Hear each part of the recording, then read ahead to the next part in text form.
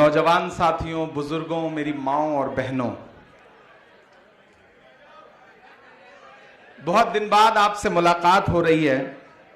मेरा ख्याल है आखिरी बार आपसे मुलाकात हुई थी जब मैं वर्षा जी के लिए आपके सामने दामन फैला के वोट मांगने आया था, और उसके बाद किसी प्रोग्राम में मुलाकात नहीं हुई आपसे। आज उसके बाद पहली बार हाजिर हुआ हूं।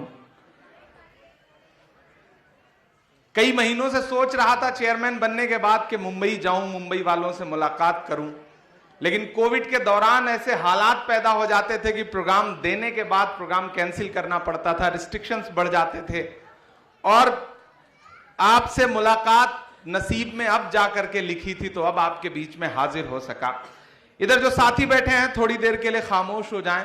जो बच्चे हैं इन बच्चों को चुप करा लिया जाए। हालांकि बच्चों को चुप कराना मुश्किल होता है, लेकिन आप अपनी पे आ जाती हैं तो बच्चों के वालिद को चुप करा देती हैं, तो बच्चे ही हैं, इन्हें चुप करा लें।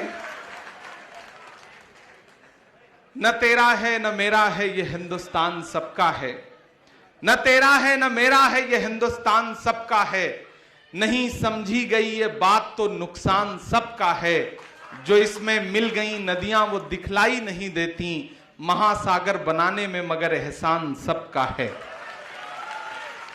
मुंबई वालों, आज एक खूबसूरत दिन है, और आज जिस तरह से एयरपोर्ट से लेकर के इस ग्राउंड तक आपने मोहब्बतें दी हैं, जिस तरह से इस्तकबाल किया है, जिस तरह से स्वागत किया है, उसने मुझे इस बात का एहसास दिलाया है कि मुझे याद है आरिफ नसीम खान साहब गवाह हैं इस बात के कि 2013 या 2012 की कोई शाम थी जब मैं पहली बार मुंबई के किसी मुशायरे में आया था, और वो आरिफ भाई का मुशायरा था, और मैंने पहली बार वहां मदरसे की नज्म पढ़ी थी जो पूरी दुनिया में इतनी मकबूल हुई कि उसने मुझे इमरान प्रतापगढ़ी बना दिया। तो इस शहर से मेरा बड़ा गहरा रिश्ता है।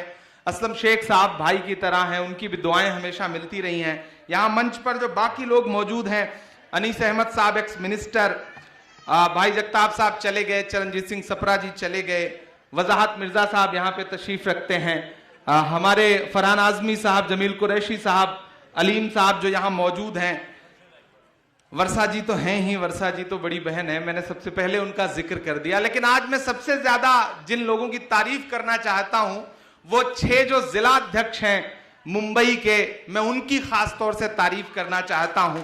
कयूम तंबोली साहब, आजम लेबाई साहब, फिरोज खान साहब, जोहेब साहब, सरवर खान और समीर अख्तर साहब, इन लोगों ने जिस तरह से आज माइनॉरिटी डिपार्टमेंट का जोश और जज्बा और ताकत दिखाई है, उससे मुझे एहसास हुआ है कि मुंबई का माइनॉरिटी डिपार्टमेंट देश के अच्छे माइनॉरिटी डिपार्टमेंट से, किसी भी प्रदेश के माइनॉरिटी डिपार्टमेंट से शानदार काम कर रहा है, इसमें कोई दो राय नहीं है। मैं इस बात के लिए आपकी तारीफ करता हूं।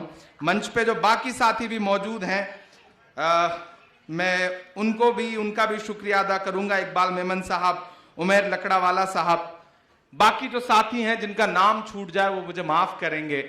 लेकिन आपसे थोड़ी देर गुफ्तगू करना चाहता हूं, क्योंकि आज आपसे एक सियासी इंसान बन के मुलाकात करने आया हूं। इससे पहले जब भी आता था तो बतौर शायर आता था, आप शायरी सुनते थे, और उसके बाद मैं भी आपकी तालियां समेट के वापस चला जाता था। लेकिन आज चूंकि जिम्मेदारी लेकर के आया हूं तो मेरा फर्ज बनता है कि आपसे थोड़ी देर गुफ्तगू करूं। हम आतिशे सोजा में भी हक बात कहेंगे, हम आतिशे सोजा में भी हक बात कहेंगे, कुंदन की तरह दहर में ताबिंदा रहेंगे। तारीख बताती है कि हर दौरे सितम में हम जिंदा थे, हम जिंदा हैं, हम जिंदा रहेंगे। मुंबई वालों, यकीनन 5 राज्यों के चुनाव हुए हैं, उनके नतीजे आए हैं, और नतीजों ने कहीं ना कहीं आप सबको मायूस किया है। मैं कल राहुल गांधी जी के पास बैठा था और मैंने उनसे बताया कि मैं मुंबई जा रहा हूं, कार्यक्रम है, तो उन्होंने कहा कि इतनी जल्दी, अभी तो चुनाव खत्म हुए थे, तुमने कार्यक्रम क्यों लगा लिया? तो मैंने उनसे कहा कि भैया ये वक्त जो है वो घर में बैठने का नहीं है, ये वक्त जो है वो सड़क पर उतर करके अपने कार्यकर्ताओं को एहसास दिलाने का है कि हार और जीत तो चलती रहेगी, लेकिन सबसे असल लड़ाई वो है जो सड़क पर खड़ी होकर के लड़ी जाती है। इन फासिस्ट ताकतों को यह एहसास दिलाना है कि मैं डरा नहीं, मैं झुका नहीं, कहीं छुप छुपा के खड़ा नहीं, जो डटे हुए हैं महाज पर मुझे उन सफों में तलाश कर। मैं लगातार खड़ा हूं, मैं लगातार लोगों के बीच में जा रहा हूं। चुनाव के नतीजे आए, लेकिन हमने अपनी मेहनत में कोई कोर कसर नहीं छोड़ी। वर्षा जी यहां गवाह हैं ये उत्तर प्रदेश में इन्होंने भी बहुत मेहनत की और इस मेहनत का मैं गवाह हूं और मेरी मेहनत की ये गवाह हैं कि उत्तर प्रदेश में मुझे पता था कि नतीजे लगभग वही होने जा रहे हैं, क्योंकि उस तरह की तरंगें आ रही थी। लेकिन आप यकीन करें कि अकेले उत्तर प्रदेश में मैंने सबसे ज्यादा रैलियां की, 67 सभाएं मैंने अकेले की हैं। 38 दिन मैं घर से बाहर रहा। मुझे लगा कि नहीं, चाहे जितने वोट आए, हमारे प्रत्याशी कितनी भी कमजोरी या मजबूती से लड़ रहे हो, मेरा फर्ज बनता है कि मैं उनके साथ खड़ा नजर आऊं। मैं सिर्फ उत्तर प्रदेश में नहीं था, मुझे नसीम भाई, असलम शेख साहब दोनों लोग मिले, मुझे गोवा में भी मिले, मुझे पंजाब में भी साथी लोग मिले, मुझे मणिपुर में भी नजर आए, मुझे उत्तराखंड में भी नजर आए। मैंने देश में 80 से ज्यादा सभाएं की। मैं लगातार लोगों के बीच में खड़ा रहा, और क्यों खड़ा रहा उसकी वजह बताता हूं, और उस वजह के दो लोग गवाह हैं, आरिफ नसीम खान साहब और असलम शेख साहब। अभी पिछले दिनों ख्वाजा गरीब नवाज के दरबार में चादर जानी थी। राहुल गांधी जी उस चादर को रवाना करते हैं। आप दोनों लोग गवाह हैं मेरी इस बात के। जब वो चादर रवाना कर रहे थे तो चादर रवाना करने के बाद वो सबसे नेताओं से बैठ के बात करने लगे। क्योंकि माइनॉरिटी डिपार्टमेंट के अध्यक्ष की हैसियत से वो मेरा काम था, वो मेरा फर्ज था।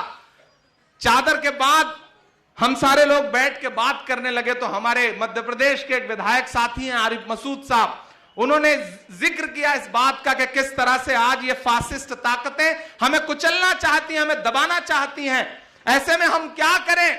तो राहुल गांधी जी ने एक बात बताई, उन्होंने एक वाकया बताया, और वो वाकया मैं आपसे भी शेयर करना चाहता हूं। राहुल जी ने कहा कि आरिफ साहब, उनका नाम आरिफ मसूद है, आरिफ नसीम भाई भी बैठे हुए थे, उन्होंने कहा कि बताइए इस्लाम क्या है। राहुल जी का सवाल था इस्लाम क्या है। आरिफ मसूद साहब ने जो जवाब दिया वो जवाब उनका अपनी जगह सही था, लेकिन राहुल जी उससे संतुष्ट नहीं हुए। उन्होंने कहा नहीं, मैं आपको बताता हूं। सब चौंक गए। हम 35 लोग थे, पूरे देश के अलग अलग राज्यों के तमाम अकलियतों के बड़े नेता उस प्रोग्राम में मौजूद थे। सब हैरत से राहुल जी की तरफ देखने लगे कि अब राहुल गांधी जी क्या बताएंगे। तो राहुल गांधी जी ने कहा कि मेरा एक कुली दोस्त है, वो दिल्ली रेलवे स्टेशन पर कुली का काम करता है, हाशिम नाम है उसका, उसने मुझे जो बात बताई है वो मैं आपको बताना चाहता हूं। हम सारे लोग चौंक गए कि राहुल गांधी ये कह रहे हैं कि कुली हमारा दोस्त है, और उसने मुझे जो बात बताई है इस्लाम के बारे में, ईमान के बारे में, वो मैं बताता हूं।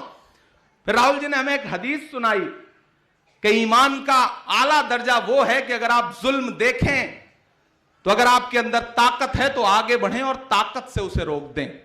दूसरा दर्जा यह है कि अगर आप में ताकत नहीं है उतनी कि आप आगे बढ़ के ताकत से रोक सकते हैं, तो जबान का इस्तेमाल करें और जबान से जुल्म के खिलाफ आवाज उठाएं। अगर वो भी नहीं कर सकते तो सबसे कमतर दर्जा यह है कि उसे दिल में बुरा माने और वहां से हट जाएं। यह हमें किसने सुनाया? राहुल गांधी जी ने। असलम भाई और आरिफ नसीम खान साहब इस बात के गवाह हैं। आप जानते हैं, आप सारे लोगों ने मुशायरों का मेरा सफर देखा है।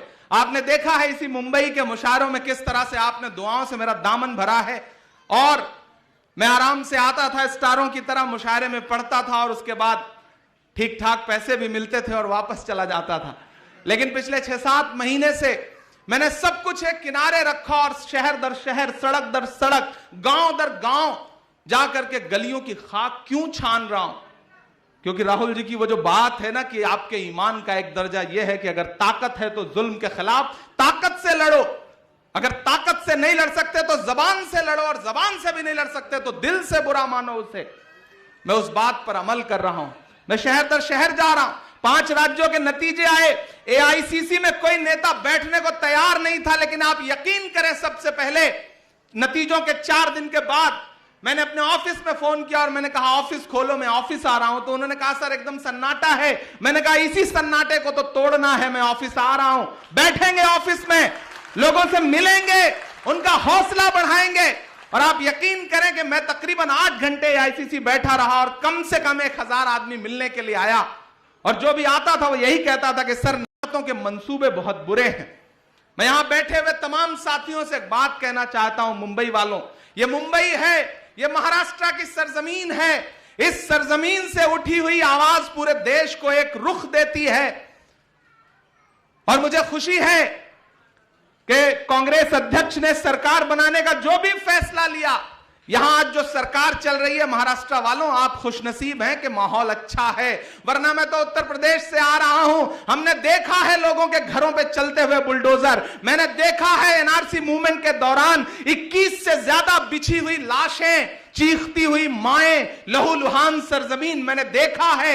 मैं लगातार लड़ रहा हूं। जब मैं मुरादाबाद में प्रोटेस्ट में शामिल होने गया तो योगी आदित्यनाथ की सरकार ने मुझे 1 करोड़ 4 लाख रुपए का नोटिस दिया। और सिर्फ मुरादाबाद उत्तर प्रदेश नहीं, जब मैं हैदराबाद गया, जो आपके बीच में आकर के अकलियतों की बड़ी बड़ी बातें करने वाले नेता हैं, जब मैं हैदराबाद गया और हैदराबाद मैंने एक सभा में खड़े होकर सिर्फ यह कहा कि मुझे हैरत है कि हैदराबाद में कोई शाहीन बाग क्यों नहीं है, तो मेरे खिलाफ 7 धाराओं में FIR दर्ज हुआ, क्योंकि मैंने यह कह दिया कि वहां पे कोई शाहीन बाग क्यों नहीं है। तो मेरे भाई, लड़ाई बहुत मुश्किल है, लेकिन मैं इस लड़ाई को इसलिए लड़ रहा हूं कि आज जिस माहौल में मैं सांस ले रहा हूं, आज जिस माहौल में आप सांस ले रहे हैं, आने वाले दिनों में हमारी आने वाली पीढ़ी को उस माहौल में सांस न लेना पड़े। अगर हम आज खामोश रहे तो शायद कई नस्लों को खामोश रहना पड़ेगा, चुप रहना पड़ेगा। इसलिए मैं इस लड़ाई में आगे खड़ा हूं। और मुझे खुशी है कि कांग्रेस अध्यक्ष सोनिया जी ने, बड़े भाई राहुल गांधी जी ने, प्रियंका गांधी जी ने मुझे एक जिम्मेदारी दी, मुझे माइनॉरिटी डिपार्टमेंट का नेशनल चेयरमैन बनाया। और मुझे खुशी है कि मुझे अच्छे साथी मिले हैं अलग अलग राज्यों में जो लगातार इस लड़ाई में साथ दे रहे हैं। और बब्बू साहब, हाजी बब्बू साहब, आप जब मुझसे मिलने आए तब भी मैंने आपको यकीन दिलाया, और आज भी आपसे यहां खड़ा होकर के कह रहा हूं कि माइनॉरिटी के इशू पर खुल के लड़िए। कांग्रेस आपका दामन कभी पकड़ेगी नहीं, बल्कि पीछे से आपका सपोर्ट करेगी, आपका साथ देगी, इस पर कोई दो राय नहीं है। यह गलत राय बनाई गई है, यह गलत परसेप्शन बनाया गया है कि कांग्रेस माइनॉरिटी के इशू पे बोलने से रोकती है। मैं गवाह हूं, पिछले 8 महीने से 7 महीने से मैं माइनॉरिटी डिपार्टमेंट का चेयरमैन हूं। आप याद करिए, असम में एक घटना हुई कि पुलिस की गोली से 2 लोग मारे गए, मैनुल हसन और एक और बंदा। और आप सबने वह तस्वीर देखी थी कि एक फोटो जर्नलिस्ट मैनुल की लाश पर कूद रहा था और पुलिस मौजूद थी। जब वो घटना हुई तो मैंने अपने साथियों से कहा, माइनॉरिटी डिपार्टमेंट के यहां वाहिद साहब बैठे हैं, अहमद साहब बैठे हैं, शम्स हैं, फरहान हैं, मैंने इन सारे साथियों से कहा कि हमें वहां चलना चाहिए, असम चलना चाहिए। तो मेरे कुछ पुराने साथियों ने कहा कि इमरान साहब इतनी तेजी अच्छी नहीं है, इस तरह खुल के नहीं आना चाहिए। मैंने कहा मैं सियासत में इसलिए नहीं आया हूं कि मैं अपनी जबान सिल लूं, मैं सियासत में इसलिए आया हूं ताकि आगे बढ़कर के अपने लोगों के लिए लड़ सकूं। मैं जाऊंगा और मुझे खुशी है कि मेरे पूरे डिपार्टमेंट के साथी मेरे साथ असम गए। हम असम गए, उन 2 परिवारों के पास गए, और आप यकीन करें जब हम वहां गए तो हमने देखा कि 1000 से ज्यादा लोगों के घर उजाड़े गए थे और वो कैंपों में रह रहे थे। और अल्लाह गवाह है कि शायद ही किसी के पैर में चप्पल रही हो, पहनने के कपड़े नहीं थे। और हमारे विभाग ने जाकर के उन दोनों परिवारों से मुलाकात की, हमारी जो हैसियत थी हमने उनको आर्थिक मदद भी की। और जब मैं वहां से लौटा तो मैं राहुल गांधी जी से मिला तो राहुल गांधी जी ने कहा कि असम गए थे। मैंने कहा जी भैया मैं असम गया था। बोले तुमने बहुत अच्छा काम किया, इसी तरह से कहीं भी कोई मुद्दा हो तुम खड़े रहो, मैं तुम्हारे साथ खड़ा हूं। यह है कांग्रेस।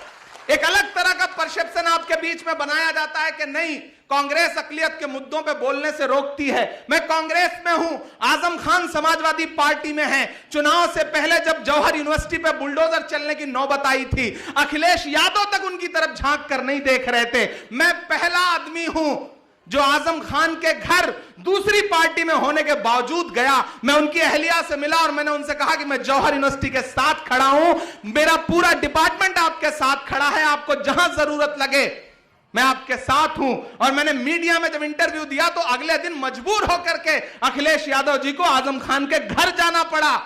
और जब मैं लौट के आया तो उस जिले की कांग्रेस की नेता ने प्रियंका जी को फोन किया और उन्होंने कहा कि इमरान साहब ने गलत किया, आजम खान की हिमायत में आए थे, हम तो आजम खान के खिलाफ लड़ रहे हैं। 3-4 दिन बाद जब मेरी प्रियंका जी से मुलाकात हुई तो प्रियंका जी ने कहा कि आजम साहब के घर गए थे। मैंने कहा हाँ दीदी गया था। उन्होंने कहा हाँ मुझे फोन आया था। मैंने कहा फोन आया रहा होगा। बोले तुमने बहुत अच्छा काम किया। जहां भी इस तरह का मसला आए पार्टी मत देखना, जुल्म के खिलाफ अगर किसी दूसरी पार्टी में भी कोई इंसान है और उस पर जुल्म हो रहा है तो वहां जाकर के खड़े हो जाना। मैं तुम्हारे साथ खड़ी हूं। यह गलत परसेप्शन आपको बनाया गया है। आपको बताया गया है कि कांग्रेस अकलियत के मुद्दों पर बोलने से जबान पकड़ती है। यहां अलीम मौजूद हैं। आप सबको याद होगा कि इंदौर में एक चूड़ी वाले का मामला हुआ था।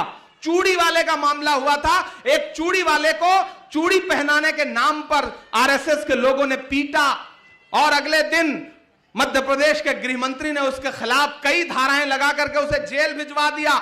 पहली बार ऐसा हुआ कि माइनॉरिटी डिपार्टमेंट के चीफ की हैसियत से मैंने उस समय जो वहां पे चेयरमैन थे उनको फोन किया और अलीम साहब मेरे पास आते थे और ये कहते थे कि मैं चेयरमैन बनना चाहता हूं। मैंने इनको फोन किया, मैंने कहा चेयरमैन बनना चाहते हैं तो जाइए और तस्लीम चूड़ी वाले के साथ खड़े होइए, उसकी जमानत कराइए, उसे बाहर निकाल के ले आइए। अगर आपने यह काम किया तो मैं पहला आदमी होऊंगा जो चेयरमैन बनाने के लिए आपकी सिफारिश करूंगा। और मुझे खुशी है कि तस्लीम चूड़ी वाले के केस में अलीम साहब आगे बढ़े और इन्होंने उसकी जमानत कराई, चूंकि खुद एडवोकेट हैं।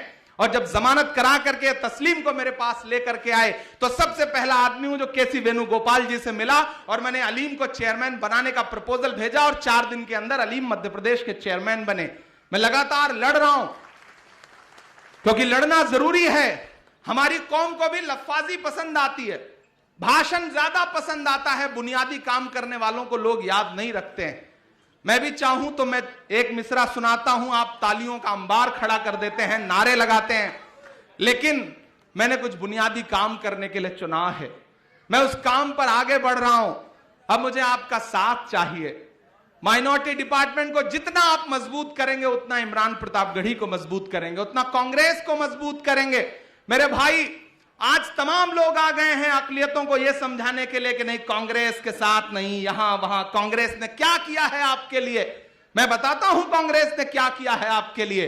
जो आपसे ये कहते हैं कि कांग्रेस ने आपसे के लिए क्या किया है, उनसे कहिए वो कांग्रेस ही थी जिसने डॉक्टर जाकिर हुसैन को इस देश का राष्ट्रपति बनाया। वो कांग्रेस ही थी जिसने फखरुद्दीन अली अहमद साहब को इस देश का राष्ट्रपति बनाया। वो कांग्रेस ही थी जिसने मौलाना आजाद साहब को इस देश का पहला शिक्षा मंत्री बनाया। वो कांग्रेस ही थी जिसने आगे बढ़कर के रफी अहमद किदवई साहब को इस देश का कृषि मंत्री बनाया। वो कांग्रेस ही थी जिसने आगे बढ़कर के सलमान खुर्शीद साहब के वालिद खुर्शीद साहब को इस देश का पहला विदेश मंत्री बनाया। वो कांग्रेस ही है जिसने असम में सैयदा अनवरा तैमूर को असम का मुख्यमंत्री बनाया। वो कांग्रेस ही है जिसने बरकतुल्लाह साहब को राजस्थान का मुख्यमंत्री बनाया। वो कांग्रेस ही है जिसने अब्दुल गफूर साहब को बिहार का मुख्यमंत्री बनाया। वो कांग्रेस ही है जिसने गुलाम नबी आजाद साहब को कश्मीर का मुख्यमंत्री बनाया। और तो और वो कांग्रेस ही है जिसने अब्दुल रहमान अंतुले को महाराष्ट्र का भी मुख्यमंत्री बनाया। मेरे भाई, जो आपसे ये सवाल करते हैं कि कांग्रेस ने आपको क्या दिया है, उन्हें बताइए कि कांग्रेस ने अकलियतों को बहुत कुछ दिया है।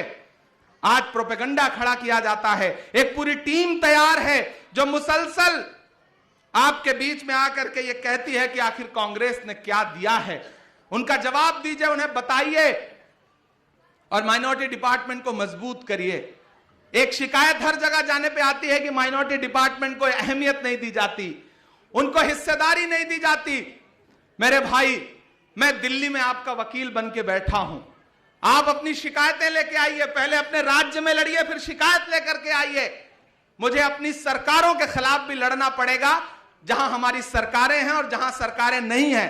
तो मैं पहला आदमी होऊंगा जो इस बात की परवाह नहीं करूंगा कि मेरा पद रहेगा या नहीं रहेगा। मैं सबसे पहले आपके मसले पर खड़ा नजर आऊंगा, लड़ता नजर आऊंगा। इन 8 महीनों में हमारे डिपार्टमेंट ने जो सबसे बड़ा काम किया, आप मॉब लिंचिंग की बातें करते हैं, देखते हैं कि लोग पीट पीट करके मार दिए जाते हैं। जब हम झारखंड गए, हमने झारखंड का पहला दौरा किया तो हम लोग मुख्यमंत्री से मिलने गए, हेमंत सोरेन साहब से। तो उन्होंने कहा, इमरान साहब आप आए हैं, बताइए हम क्या कर सकते हैं। हमने कहा, मैं आपसे कुछ और नहीं मांगने आया हूं, बस एक चीज मांगने आया हूं कि मॉब लिंचिंग के खिलाफ झारखंड में कड़ा कानून बना दीजिए और उसे विधानसभा से पास कर दीजिए। और आपको जान के खुशी होगी कि मेरे आने के 1 महीने के अंदर, लौट के आने के 1 महीने के अंदर कि किसी झारखंड विधानसभा में मॉब लिंचिंग करके मार सके। हम लोग लड़ रहे हैं, मुसलसल आपकी लड़ाई लड़ रहे हैं। और आज अपने कार्यकर्ताओं से मिलने आया हूं और मुझे खुशी इस बात की है कि बड़ी तादाद में यहां खवातीन बैठी हैं। मुझे अच्छा लगा, मैं अब तक जितने भी राज्यों में गया सबसे बड़ी तादाद में महिलाएं अगर कहीं दिख रही हैं तो वो मुंबई में नजर आ रही हैं। इस बात के लिए मैं खास तौर से आपको बधाई दूंगा। ये कांग्रेस पार्टी है जिसने उत्तर प्रदेश में एक प्रयोग किया और एक नारा दिया कि लड़की हूं, लड़ सकती हूं। मैं अभी वर्षा जी के हाथ में देख रहा था कि अभी भी वो बैंड जो है वो लगा हुआ है लड़की हूं, लड़ सकती हूं का। कांग्रेस ने क्या कहा कि लड़की हूं, लड़ सकती हूं, 40% टिकट महिलाओं को देंगे, और प्रियंका जी ने दे के दिखाया।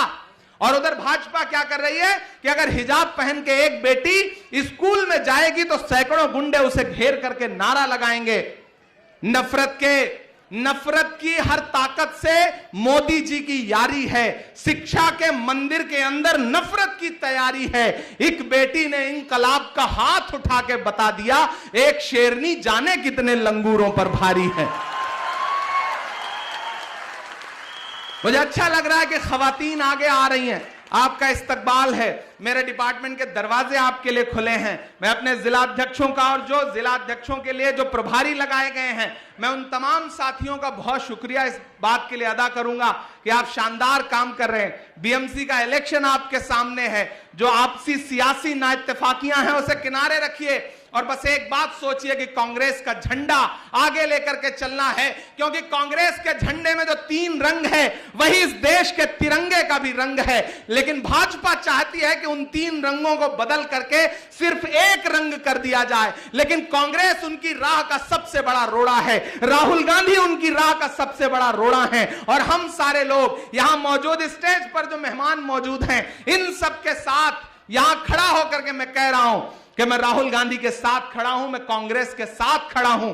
इस लड़ाई में राहुल गांधी जो लड़ाई लड़ रहे हैं, इमरान शाना बशाना उनके साथ खड़ा है। और मुझे पूरा यकीन है कि आप भी सारे लोग खड़े हैं, क्योंकि मैंने देखा है राहुल गांधी को। राहुल गांधी जी के बारे में बाहर मीडिया कितना भी प्रोपेगेंडा फैलाए, लेकिन जो एक बार राहुल गांधी से मिल लेता है वो समझता है कि वो कैसे इंसान है और इस देश में सेकुलरिज्म को बचाने की कौन सी लड़ाई वो लड़ रहे हैं। आपने बहुत भाषण सुन लिया है, मैं बहुत ज्यादा भाषण नहीं दूंगा और एक आध शायरी नहीं सुनाऊंगा तो आप नाराज भी हो जाएंगे, मैं ये भी जानता हूं।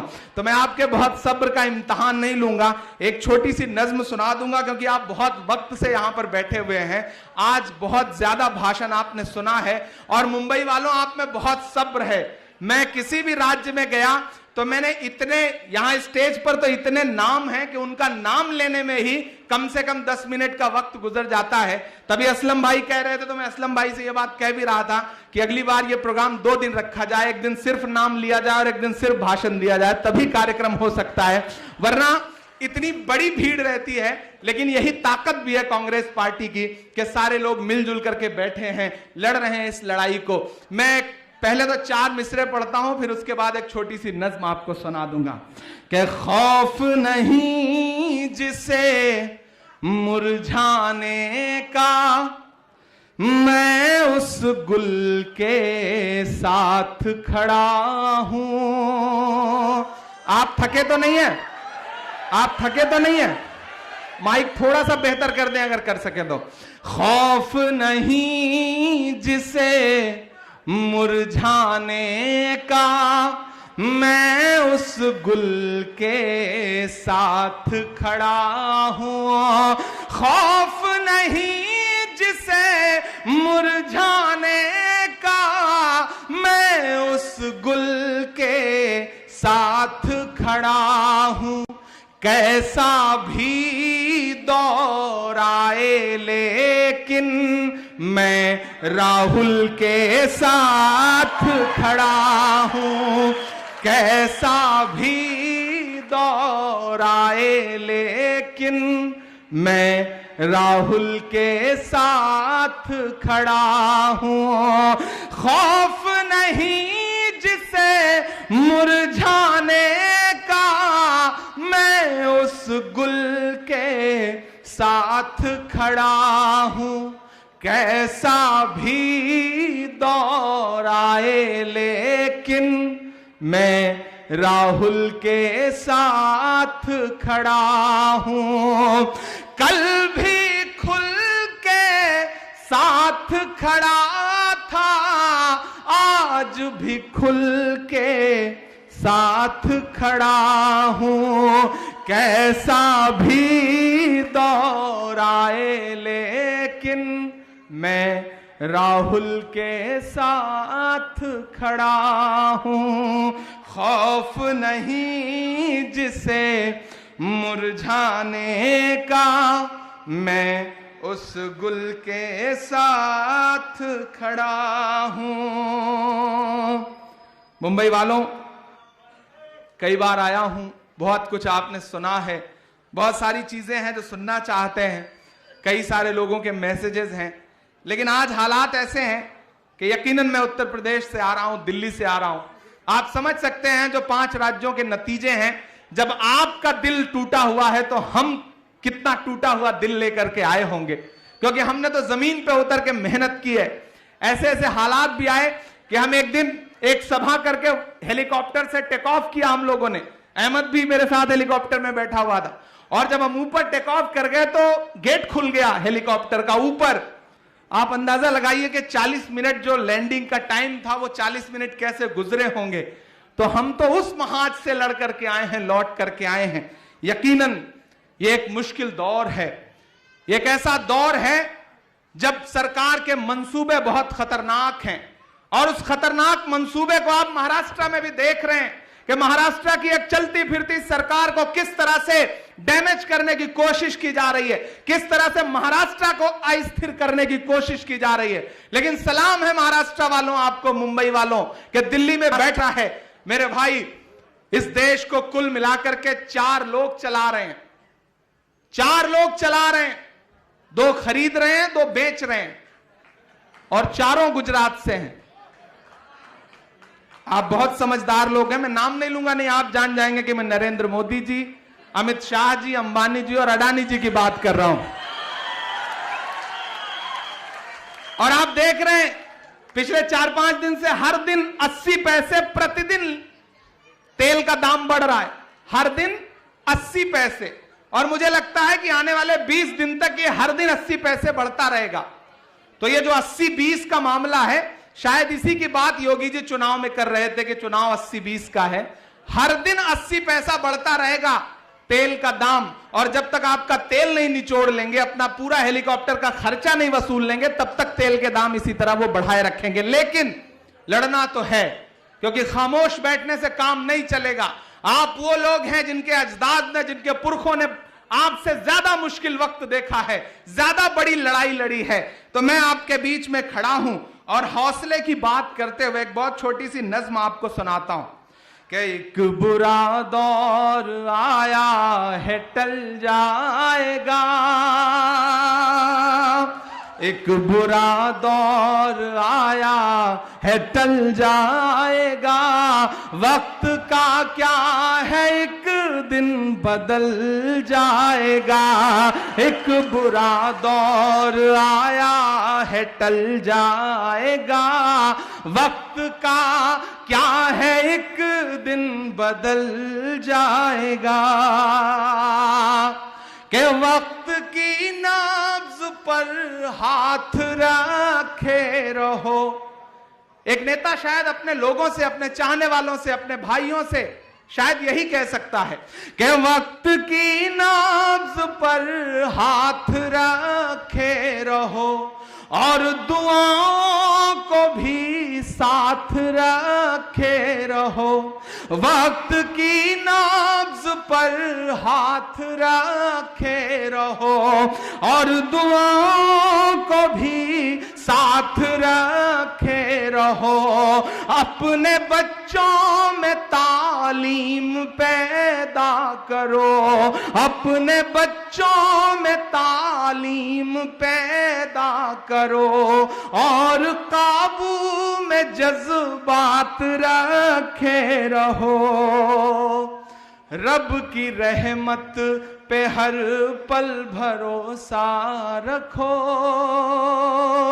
रब की रहमत पे हर पल भरोसा रखो, लड़खड़ाया कदम भी संभल जाएगा, एक बुरा दौर आया है टल जाएगा, वक्त का क्या है ये भी बदल जाएगा।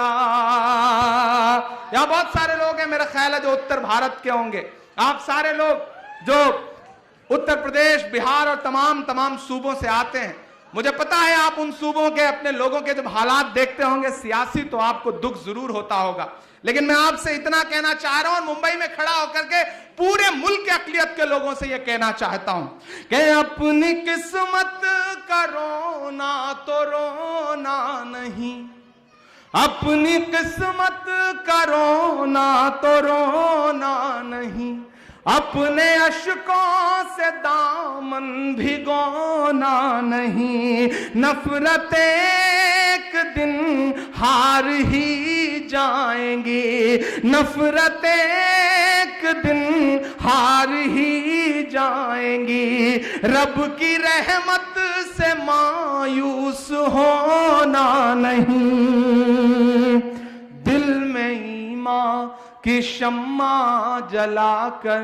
रखो, दिल में ईमान की शम्मा जला कर रखो, वरना कोई अंधेरा निगल जाएगा।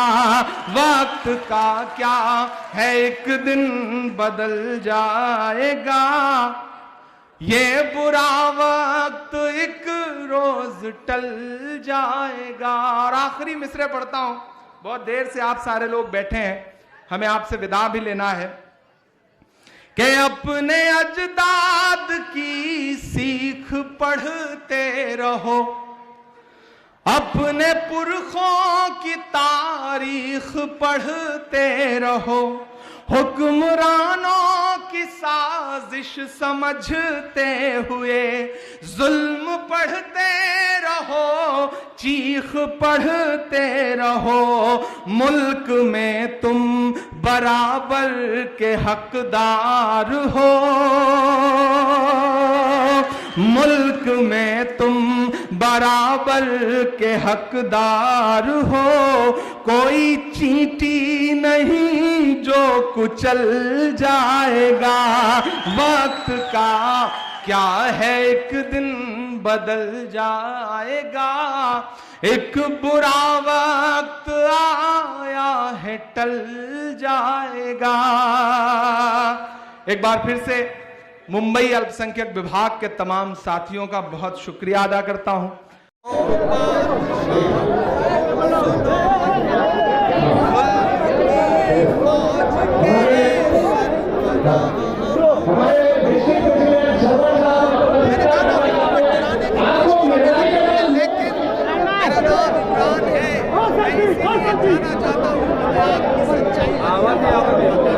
जो कहते हैं साथी में फर्क होना जाएगा, जो इस बात पे खुश है उनसे लबना सुनना जाएगा।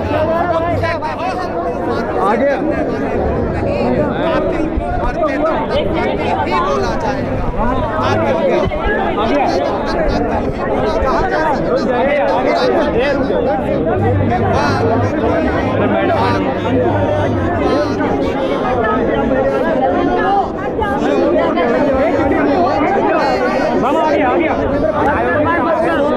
शानदार तरीके से चुनाव लड़ेंगे और बहुत अच्छा नतीजा। इमरान भाई अस्सलाम वालेकुम भाईजान, भाईजान अस्सलाम वालेकुम। बहुत शानदार बड़ा हुआ सड़कों पर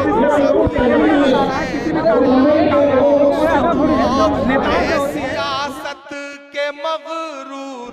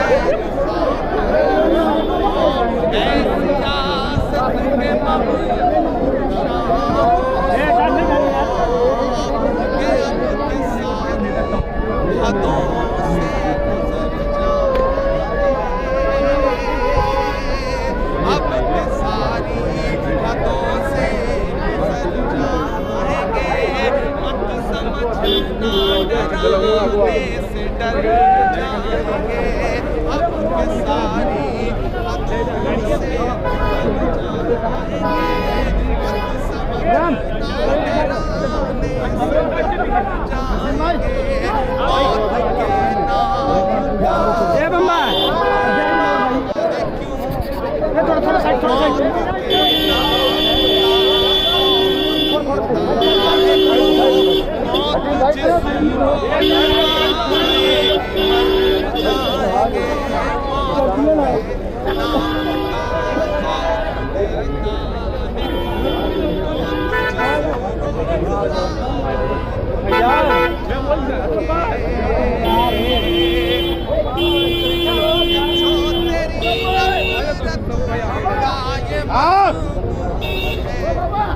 जो तेरी नफरत